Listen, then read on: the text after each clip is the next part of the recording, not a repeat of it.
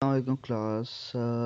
आज हम स्टार्ट करने जा रहे हैं। आपके पास क्वेश्चन नंबर है, आपके पास क्वेश्चन नंबर 3 है। इसमें क्या कहता है कि force P Q and R acting the side of B C C A and A B of a triangle ABC. Find the condition that their resultant is parallel to the BC and determine its magnitude. हमने क्या करना है बच्चे, इसमें कहता है कि आपके पास तीन फोर्सेस हैं, उनका नाम है P Q R, जो कि एक ट्रायंगल की साइड के ऊपर एक्ट करते हैं जिसका नाम है BC CA और AB। कहता है फाइंड द कंडीशन, हमने वो कंडीशन फाइंड करनी है जिसके ऊपर रिजल्टेंट पैरेलल होगा किसके, BC के। BC आपके पास यहाँ पे क्या है, डेट इज़ P, यानी कि P के पैरेलल आएगा आपके पास। चलें स्टार्ट करते हैं बच्चे। सबसे पहली जो चीज़ है वो ये है कि हमने कंसिडर कर लेती हैं तीन फोर्सेस हैं आपके पास जो कि साइड पे एक्ट कर रही हैं। जैसे कि यहाँ पे आपके पास आ जाएगा ए बी एंड सी और सी ए। ठीक है, ये आपके पास फोर्सेस आ गई हैं ए बी सी, और आपके पास इनके नाम क्या हैं, P Q R, and their angle is capital A, capital B, capital C, and their small sides we now that, उनकी जो स्मॉल साइड हैं वो भी हम कह सकते हैं। स्मॉल साइड्स के लिए हम कहेंगे ए स्मॉल बी और स्मॉल सी। देख लीजिएगा, ये सी के सामने जो साइड होगी ना वो स्मॉल सी होगी, बी के सामने वाली साइड को हम स्मॉल बी कहेंगे, एंड इसी तरह ए के सामने जो होगी उसे हम स्मॉल ए कहेंगे। ठीक है, अब कहता है कि हमने पढ़ा था कि मैग्नीट्यूड कैसे निकालते हैं। मैग्नीट्यूड निकालने का फार्मूला है F is equal to under root F X का स्क्वायर प्लस एफ वाई का स्क्वायर। हम पीछे पढ़ते हैं कि फोर्सेस की मैग्नीट्यूड कैसे निकालते हैं, एफ एक्स का वाली एक्स वाली साइड का स्क्वायर और वाई वाली वैल्यू का स्क्वायर, तो हमारे पास रिजल्टेंट आ जाएगा, सॉरी मैग्नीट्यूड आ जाएगी आपके पास F is equal to under root F X square plus F Y square. Next है by the theorem of resolving part. मैंने रिजॉल्विंग पार्ट का थ्योरम पूरी डिटेल के साथ करवाया था। देखें इसमें हमारे पास जो रिजल्टेंट आर वो कैसे हम निकालेंगे। देखें हमारे पास सबसे पहली जो चीज़ है, हमें सारी जितनी एक दो तीन फोर्सेस हैं इन तीनों फोर्सेस को बारी बारी से उनके रिजॉल्व करना है एंगल के लिहाज से। ठीक है, तो सबसे पहली जो चीज़ वो यहाँ पे अगर मैं P को देखूँ ओरिजिन के साथ अटैच है तो इसका ओरिजिन के साथ एंगल बन रहा है 0। तो we can write as according to X side के लिए हम लिखेंगे कॉस और y के लिए लिखेंगे साइन।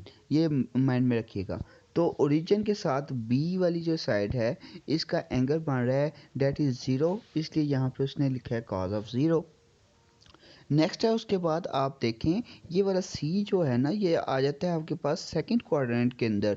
ये वाला क्यू जो है, जो सी साइड है आपके पास वो आ जाती है सेकंड क्वाड्रेंट के अंदर, इसलिए इसने लिखा हुआ है cos of 180 minus C. And last one that is A side that is belong to तो थर्ड क्वाड्रेंट के अंदर होती है और वहाँ पे होता है कॉस 180 प्लस बी। आपने क्या करना है, तो सारी वैल्यूज पुट करेंगे तो हमारे पास आ जाएगा। जब इसको ओपन करते हैं कॉस अल्फ़ा माइनस बीटा तो आपके पास आ जाएगा माइनस कॉस ऑफ बीटा। इसको आपने सॉल्व करना है, आपके पास वो पूरा एक प्रूफ के लिहाज से पड़ा होगा, आपके पास फार्मूला गिवन होगा। तो आ जाएगा P minus C cos C minus और cos B. Now on the X side, अब आते हैं एक्स साइड के ऊपर। अब हमने वाई साइड फाइंड करनी है। वाई साइड के लिए हम क्या कहते हैं कि एफ साइन, आपने सिंपली जहाँ पे कॉस था वहाँ पे साइन पुट कर देना है, तो आ जाएगा पी साइन ऑफ 0 और sine of 180 minus C and plus और साइन ऑफ 180 प्लस बी। यानी कि ये दोनों आपके पास ये थर्ड सेकंड में आता है और ये थर्ड क्वाड्रेंट में आएगा एंगल। इस वजह से हमने क्या करना है कि एक में 180 माइनस सी जो कि सेकंड क्वाड्रेंट में है और जो आपके पास आता है थर्ड क्वाड्रेंट में वहाँ पे आपने लिखना है 180 प्लस बी। तो बच्चे आपके पास आ जाएगा R sine C minus R sine B. Next है अब आपने क्या करना है कि उनको इफ़ द रिजल्टेंट, हम अगर रिजल्टेंट निकालते हैं, एंगल निकालते हैं, उसके लिए हम एक फार्मूला लगाते हैं, that is equal to tan theta is equal to F Y divided by F X. अब हमने ये बिल्कुल स्टार्ट में बात की थी कि जो रिजल्टेंट है, जो वैल्यू है वो बी सी के पैरेलल है, यानी कि हमने कहा था कि it is parallel with the B C. तो देयरफॉर हम कह सकते हैं जब जो चीज़ पैरेलल होती है उस वक्त हमारे पास, आपके पास आ जाता है ज़ीरो, यानी कि आपके पास टेन थीटा आपके पास क्या आ जाता है, ज़ीरो।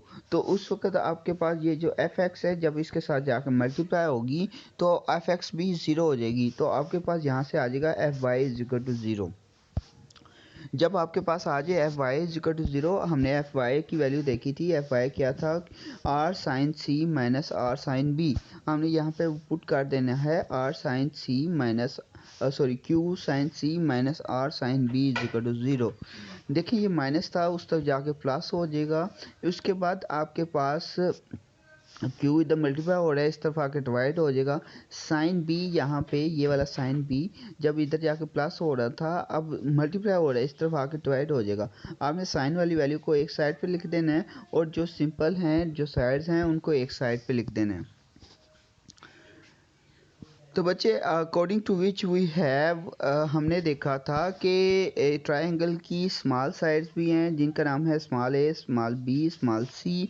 अब इन साइड्स को हम रेशियो की फॉर्म में निकाल सकते हैं। रेशियो की फॉर्म में कैसे निकालेंगे वो देख लें आप। सबसे पहली जो चीज़ है वो हमने ये कहना है, let A B C are the length of the sides, यानी कि उनकी छोटी लेंथ को शो कर रहा है। Then the by law of sine, यानी कि हमने साइन के लॉ के मुताबिक पढ़ा था जिसमें हमने p divided by sign b निकाले थे, तो वहाँ पे ये हमने निकाला था। बच्चे इसके अलावा इसका एक और नाम होता है जो होता है लेमन्स थ्योरम है, जो कि मैं आपको असाइनमेंट के लिए दे रहा हूँ, आपने वो असाइनमेंट के लिए करना है। लेमन्स थ्योरम सेम है, ठीक है। तो इसे लेमन्स थ्योरम भी कहते हैं, ये हम पीछे पढ़ के आ चुके हैं। इसकी मैं आपको जो असाइनमेंट दे रहा हूँ लास्ट के ऊपर, वो आपके मार्क्स वाली असाइनमेंट है और सबको वो असाइनमेंट अटैम्प्ट करनी होगी, अदरवाइज़ मैं मार्क्स बच्चों के नहीं लगाऊंगा। ओके बच्चे आगे चलते हैं। तो हमने ये साइंस का फार्मूला लगाया है, A divided by sine A is equal to B divided by sine B is equal to C divided by sine C. Next हमने देखा था कि sine C divided by sine B is equal to R divided by Q. यहाँ पे are और Q आ रहा है, तो आर की साइड आपके पास कौन सी है, आर के साथ है सी और क्यू के साथ है बी। तो आपने यहाँ पे क्या करना है, इसके साथ सी लगा देना है और साथ जहाँ पे क्यू लिखा हुआ था वहाँ पे आपने बी पुट कर देना है।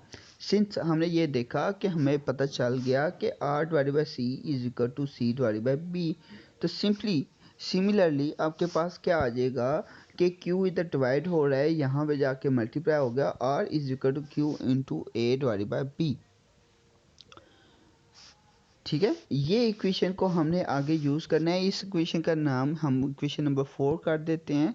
इस इक्वेशन को हम लेके आगे चलेंगे। फ्रॉम द गिवन मैग्नीट्यूड, हमने जब मैग्नीट्यूड का फॉर्मूला लगाया था, F is equal to under root F X का स्क्वायर प्लस एफ वाई का स्क्वायर, दोनों साइड पे स्क्वायर ले लेंगे तो आ जाएगा एफ का square is equal to F X square plus F Y square. अब एफ एक्स और एफ वाई की वैल्यू मैंने पुट की है यहाँ पे, उसने एक स्टेप डायरेक्ट किया है आपके पास, उसने वैल्यूज़ को डायरेक्ट पुट कर दी है। जब इसको पुट करेंगे आपके पास ये इक्वेशन आ जाएगी। ठीक है बच्चे, ये इसको ओपन करना है, दोनों के स्क्वायर हैं, स्क्वायर को ओपन करना है बच्चे। ये तो सिंपली है ए माइनस बी के स्क्वायर के मुताबिक, लेकिन ये जो आपके पास है ये फार्मूला मैं आपको बता रहा हूँ, ये फार्मूला आपने लिख लेना है। A plus B plus C का होल का square is equal to A square plus B square plus C square plus 2ab plus 2ca and 2bc। आपके पास क्या है, ये अपने फार्मूले को ओपन कर लेंगे तो आप सबके साथ 2 एक दफ़ा लग जाएगा। इसको आपने लाजमी एक दफ़ा प्रूव करना है। सिंपली इसको फार्मूले को ओपन किया हुआ है, फार्मूला आपको आना चाहिए, मैंने अभी बोल दिया है। चलें बच्चे आगे देखें, इसको आपने सॉल्व करना है। ये इसके बाद बच्चे नेक्स्ट है आपके पास, आपने क्या देखा कि जब इन सब में से फार्मूला आप लगाएंगे कुछ वैल्यूज़ कटिंग हो जाएंगी, और इनमें ये देखें यहाँ भी पी स्क्वायर आ रहा है, इधर पी स्क्वायर आ रहा है, और यहाँ भी आपके पास पी स्क्वायर आ रहा है, पी नहीं क्यू, सॉरी यहाँ पे क्यू स्क्वायर आ रहा है, इसके अलावा यहाँ भी क्यू स्क्वायर आ रहा है। ठीक है, दोनों में क्यू स्क्वायर कॉमन आ जाएंगे। आपके पास बाजेगा cos square C plus sine square C, और इसी तरह आर स्क्वायर है यहाँ पे, और एक्स ये वाली साइड के ऊपर आर स्क्वायर है, तो ये कॉमन ले लिया है उसने, बाकी वैल्यू उसने फ़िलहाल वैसे की वैसे छोड़ दी हैं।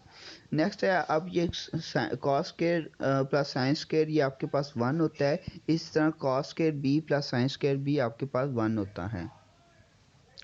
तो आपने क्या किया, 2p सिंपली आपने वैल्यूज पुट कर दी, cos square C plus sine square C is equal to 1 आपके पास आ गया।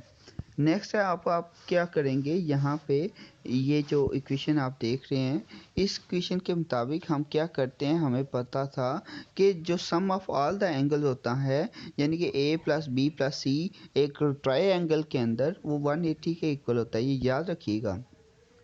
अगर मैं तीनों साइड लेता हूँ एक ट्रायंगल की, यानी कि a प्लस बी प्लस सी, वो आ जाएगा 180, इसलिए मैं b प्लस सी की जगह लिख सकता हूँ 180 माइनस a। ठीक है, सिंपली उसने 180 माइनस ए लिख दिया इधर। यहाँ पे एक और चीज़ मैं बताता जाऊँ कि यहाँ पे उसने क्या किया था कि ये सारी चीज़ वैल्यूज़ आपके पास एक फार्मूला बन रहा था, जो कि आपके पास फार्मूला है cos alpha cos beta minus sine alpha sine beta, ये किसके इक्वल होता है, इक्वल होता है कॉस अल्फ़ा प्लस बीटा। इस वजह से यहाँ पे उसने डायरेक्ट कॉस बी प्लस सी लिखा हुआ है। चलें बच्चे आगे देखिएगा, 180 माइनस ही है, इसको हम -2 into Q R into cos A लिख सकते हैं।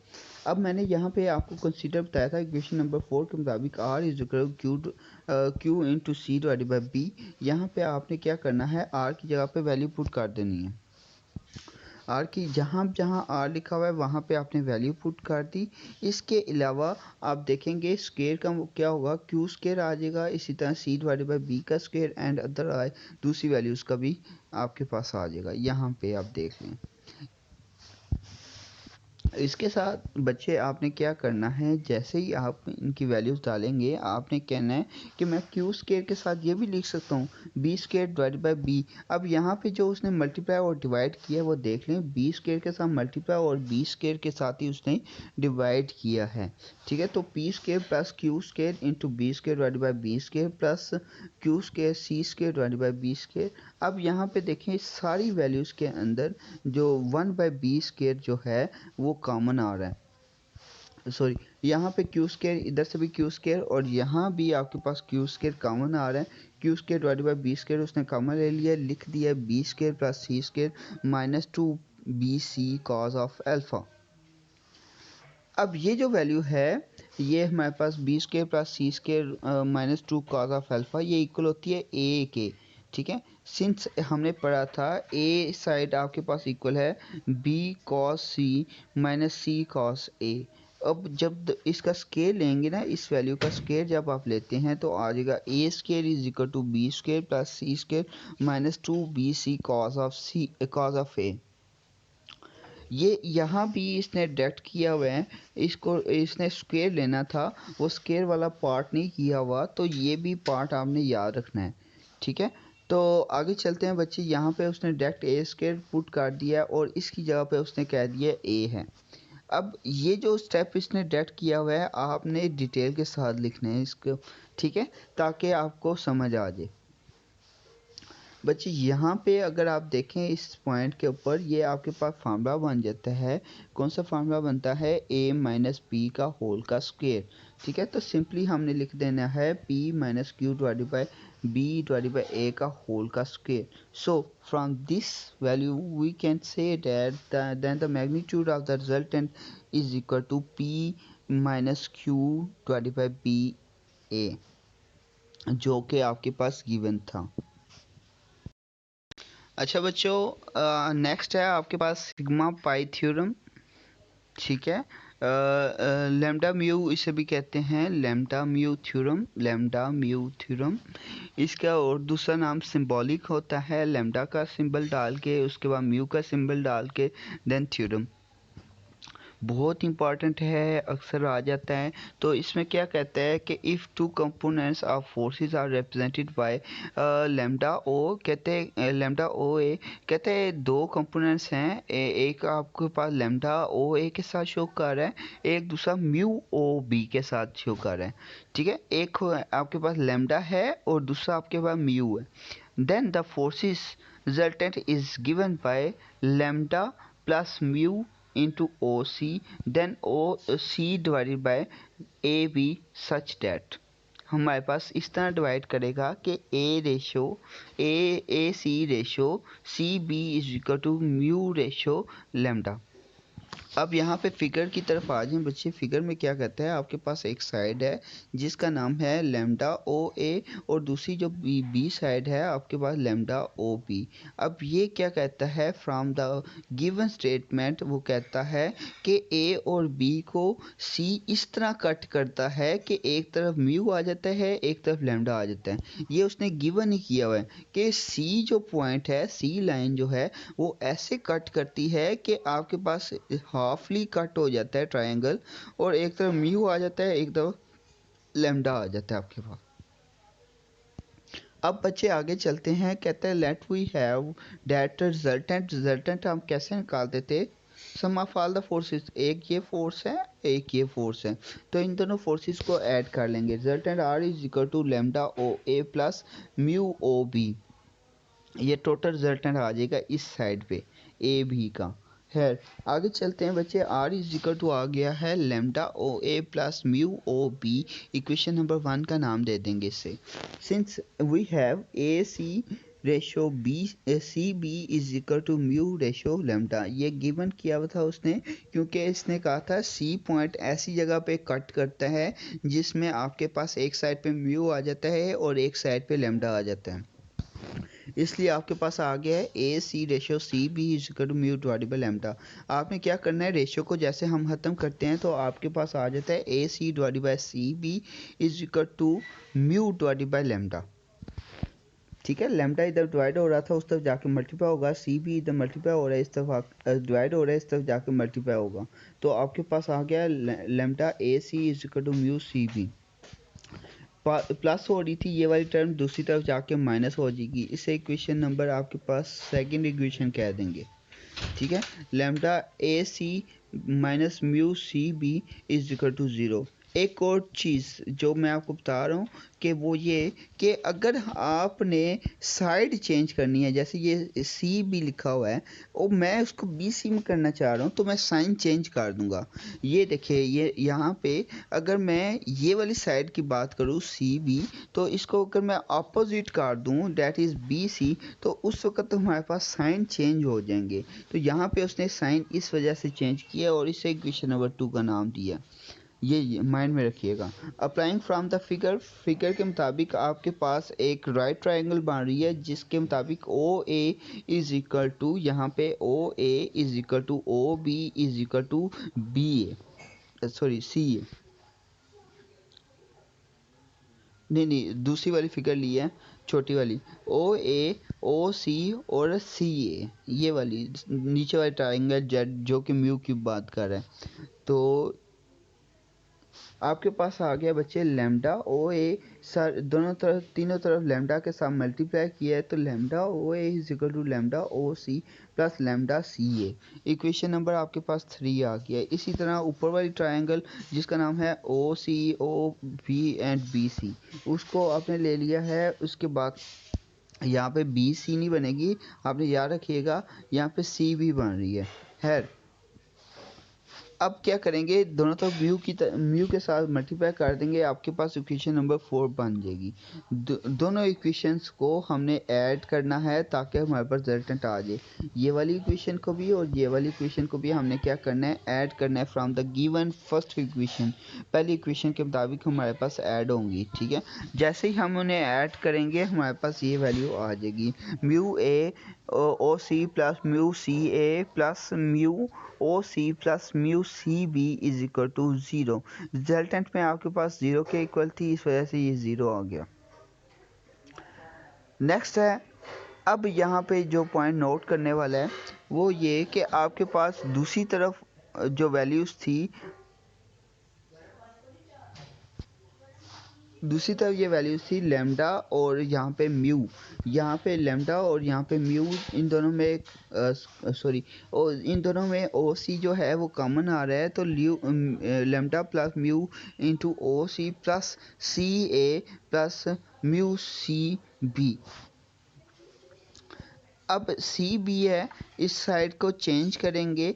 चेंज कैसे करेंगे, आपके पास यहाँ पे आ जाएगा माइनस बी सी साइड आ जाएगी, और इसी तरह और इस साइड को चेंज करेंगे, that is equal to minus C A C आएगा। ये इसने चेंज नहीं किया, ये गलती है इसकी, ये आपने निकाल लेनी है, ठीक है। इन दोनों में से माइनस कॉमन आ जाएगा।